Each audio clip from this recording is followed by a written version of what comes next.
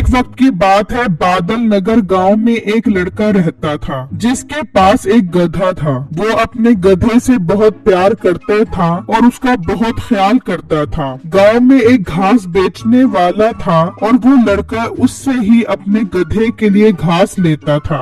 भाईजान, मेरा गधा बहुत भूखा है, 5 किलो घास दे दो। मेरा गधा घास खाएगा तो ही उसे सांस आएगा। बहुत कमजोर हो गया है मेरा गधा घास खाए बगैर। बिट्टू, अभी तुम परसों तो 10 किलो घास लेकर गए थे, पहले उसके पैसे दो, फिर तुम्हें आगे घास मिलेगा। भाईजान, आपके सारे पैसे दे दूंगा। देख लेना, मेरा गधा लोगों के सामान उठाने लग जाएगा तो मेरे पास पैसों की भरमार हो जाएगी। जब पैसों की भरमार हो जाए ना तो मेरे पास आ जाए मेरा वीर, पिछले पैसे देकर आगे के लिए घास ले जाएं। बिट्टू ये सुनकर वो आदमी अब बगैर पैसों के घास नहीं देगा, बहुत उदास हो जाता है और वो वहाँ से चला जाता है। बड़ा आया उधार घास मांगने वाला, जेब में थैला नहीं होता और मुंह उठाकर घास लेने आ जाता है। बिट्टू जब घर आता है तो उसके गधे ने बहुत सारा गोबर किया होता है। ये क्या अम्मी जान, मेरे गधे ने गोबर कैसे कर दिया है? इसने तो घास भी नहीं खाई, फिर कैसे इसने भर भर के गोबर कर दिया मेरी जमीन के ऊपर? पता नहीं बेटा, तू इसे चारा नहीं खिलाता तो इसने हवा खा ली होगी, इसी वजह से तो इसने गोबर कर दिया है। अम्मी जान, घास कहाँ से खिलाऊं इसे? घास वाला कहता है पहले पिछले पैसे दो, फिर मैं तुम्हें घास दूंगा, और खुद तो अपने गधे को भर भर के घास खिलाता है। वो उसकी घास है जिसे मर्जी खिलाए, तू अंदर जाकर रोटियां खा ले, मैंने तेरे लिए रोटियां पका दी हैं। अरे वाह अम्मी जान, भूख तो मुझे बहुत जोर की लग रही है, मैं अंदर जाकर रोटी खा कर आता हूँ। फिर बिट्टू रोटी खाने अंदर चला जाता है तो देखता है कि रोटी के बर्तन में रोटी नहीं होती। वो गुस्से में बाहर आता है। अम्मी जान, आप तो कह रही थी कि रोटियां पका दी हैं, जरा झूठ कम बोला करो। रोटी के बर्तन में तो एक भी रोटी नहीं है। अरे बेटा, मैं खुद तेरे लिए रोटियां पका के रख के आई हूँ। तो फिर अम्मी जान, रोटियां कहाँ चली गयी? जमीन खा गई या आसमान निकल गया? आए मैं मर गई लगता है तेरी रोटियां, ये मनहूस गधा खा गया है, तभी तो इतना भर भर के गोबर किया है इसने। हाँ अम्मी जान, मैं भी कहूँ कि इसने घास तो खाई नहीं, फिर गोबर कहाँ से कर दिया है? अब समझ आई कि ये मेरी सारी रोटियां रगड़ गया है। चलो कोई बात नहीं, इसने रोटी खाई या मैंने रोटी खाई, बात तो बराबर है। अच्छा अम्मी जान, मुझे सेठ साहब ने अपने पास बुलाया है, कोई जरूरी काम है, मैं उनके पास जा रहा हूँ। फिर बिट्टू घर से निकलता है और सेठ साहब के पास पहुंच जाता है। बहुत अच्छा किया बिट्टू जो तुम आ गए, आज हमने तुमसे बहुत जरूरी बात करनी है, क्योंकि तुम बहुत ईमानदार हो, मैंने तुम्हें इसलिए ही बुलाया है। जी जी सेठ साहब, आपका हुक्म भी सुनूंगा और एक अर्जी भी करूंगा। कौन सी अर्जी बिट्टू? सेठ साहब, मेरा गधा बहुत भूखा है, 3 दिन से कुछ नहीं खाया उसने, आज तो गुस्से की वजह से मेरी रोटियां भी लपेट गया है। ओहो, ये तो बहुत दुख की बात है।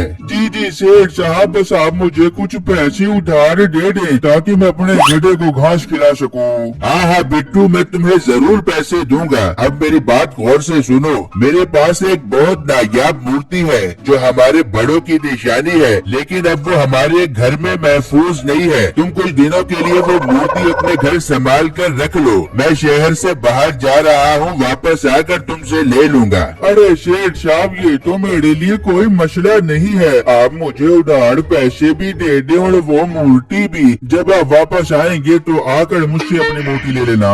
फिर वो सेठ बिट्टू को पैसे और वो मूर्ति दे देता है। शुक्र है पैसे मिल गए, अब मैं घास लेता हुआ ही घर जाता हूँ। फिर बिट्टू उस मूर्ति समेत उस घास वाले के पास आ जाता है। भाई जान, ये पकड़ो अपने पैसे, पिछले वाले भी और अब वाले भी, और मुझे घास दे दो। अरे वाह, बहुत अमीर हो गए हो तुम। और ये तुम्हारे हाथ में क्या है? ये सेठ साहब ने अपनी मूर्ति मेरे पास अमानत रखवाई है, मैं इसे अपने साथ घर लेकर जा रहा हूँ, फिर जब सेठ साहब वापस आएंगे तो उनको वापस दे दूंगा। हाँ, लोग तो तुम्हारे पास अमानतें रखवाते हैं, तुम ईमानदार जो बहुत हो। जी भाई जान, ऐसा ही है, अब आप मुझे जल्दी से घास दे दो। फिर बिट्टू उससे अपने गधे के लिए घास लेकर लेकर चला जाता है। अरे वाह, सोने की मूर्ति। मैं क्या घास बेचकर थोड़े थोड़े पैसे कमाता हूँ। इसकी मूर्ति उठा लेता हूँ, इसे बेचकर तो मेरे पास बहुत पैसा आ जाएगा। बिट्टू घर आकर वो मूर्ति अलमारी में रख कर सो जाता है और वहाँ मीठा वो मूर्ति चोरी करने के लिए निकलता है और बिट्टू के घर आ जाता है और उसके कमरे से वो मूर्ति चोरी करके अपने घर आ जाता है और अपनी बीवी को बताता है। वो भी बहुत खुश होती है। अरे वाह मीठे, मैंने ऐसे तुझे खुदा से नहीं मांगा था, तेरी चोरी वाली आदतों की वजह से मांगा था। तू कैसे चोरी चोरी मुझे खिड़की से देखता था और जब मेरा डंडा लेके आता था तो तू दुम दबा के भाग जाता था।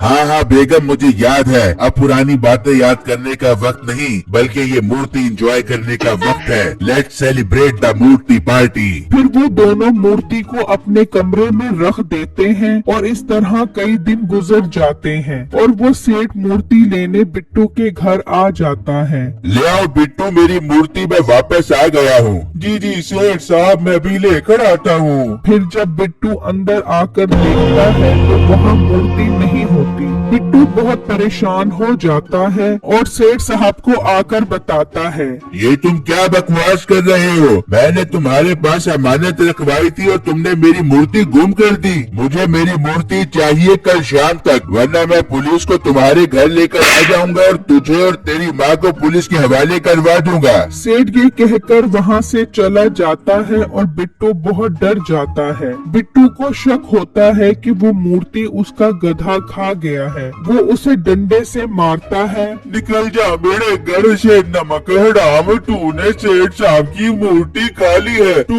गधा नहीं, तू डायन है। निकल जा मेरे घर से। गधा तो बेकसूर था, उसकी आंखों में आंसू आ जाते हैं और वो वहाँ से निकल जाता है। गधे ने तो मीठे को वो चोरी करते देख लिया था। वो एक दरख्त के नीचे जाकर खड़ा हो जाता है और सोचने लगता है कि मीठे से वो मूर्ति कैसे हासिल की जाए। उसे सोचते सोचते शाम हो जाती है और रात का अंधेरा हो जाता है। वहाँ बिट्टू और उसकी माँ बहुत परेशान होते हैं कि कल अगर वो मूर्ति ना आई तो सेठ उन्हें पुलिस के हवाले कर देगा। फिर अगले दिन मीठा और नसीबो वो मूर्ति बेचने की प्लानिंग कर रहे होते हैं। अरे वाह बेगम, क्या कमाल की मूर्ति है। चल इसे बेचने चलते हैं। हाँ मीठे, चल इस मूर्ति को बेच के अपना नया घर बना देंगे। वो अभी बातें कर ही रहे होते हैं कि बिट्टू का गधा आ जाता है और उनके हाथ से वो मूर्ति खा जाता है। आए, मैं मर गया। ये मनहूस गधा किसका है? मेरी मूर्ति खा गया। और बेगम, इसके पेट से मूर्ति निकाल। मीठा जैसे ही उसके पेट से वो मूर्ति निकालने की कोशिश करता है, वो उसको लात मारता है और वहाँ से चला जाता है। जबकि वहाँ सेठ पुलिस को लेकर बिट्टू के घर आ जाता है। पुलिस इंस्पेक्टर साहब, इन्हें पकड़ लो, इन्होंने मेरी मूर्ति बेच दी है। सेठ साहब, मैंने आपकी मूर्ति नहीं बेची, मैं कसम खाता हूँ। वहाँ मीठा गधे को पकड़ने के चक्रों में उसके पीछे भागता है और वो गधा बिट्टू के पास आ जाता है। अच्छा, तो बिट्टू ये तुम्हारा गधा है। ये मेरी दुकान से घास खाकर यहाँ भाग कर आ गया है। इसे मेरे हवाले करो। मीठा कह ही रहा होता है कि वो गधा गोबर की जगह वो मूर्ति निकाल देता है। तो वहाँ खड़े सब लोग समझ जाते हैं कि मूर्ति मीठे ने ही चोरी की है। अच्छा, तो मूर्ति तुमने चोरी की थी और मेरा गधा तुम्हारे घर घास खाने नहीं बल्कि ये मूर्ति खाकर आ गया है। ये मूर्ति मेरी है, इसे मेरे हवाले करो।